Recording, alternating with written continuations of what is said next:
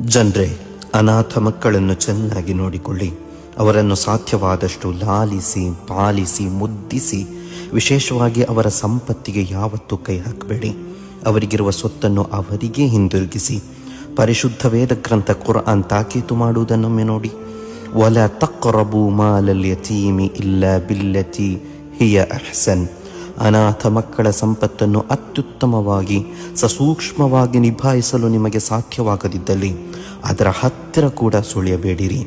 ಮಕ್ಕಳ ಕಲ್ಯಾಣ ಇಲಾಖೆಯಲ್ಲಿ ಕರ್ತವ್ಯ ನಿರ್ವಹಿಸುವ ಅಧಿಕಾರಿಗಳು ಅನಾಥ ಮಕ್ಕಳ ವಿಷಯದಲ್ಲಿ ಯಾವತ್ತೂ ಭ್ರಷ್ಟಾಚಾರ ಮಾಡದಿರಿ. ಅನಾಥಾಲಯಗಳನ್ನು ನಡೆಸುವವರು, ಅದರಲ್ಲಿ ಕೆಲಸ ಮಾಡುವವರು, ಆ ಸಂಸ್ಥೆಯ ಅಭಿವೃದ್ಧಿಗಾಗಿ ಸಮಾಜದಿಂದ ಸಂಭಾವನೆ ಪಡೆಯುವ ಪ್ರತಿಯೊಬ್ಬರೂ ಕೂಡ ಆ ಮಕ್ಕಳಿಗೆ ಸಿಗುವ ಹಣದಿಂದ ಅನ್ಯಾಯವಾಗಿ ಒಂದು ಪೈಸೆ ಕೂಡ ಹೊಟ್ಟೆಗೆ ಹಾಕದಿರಿ.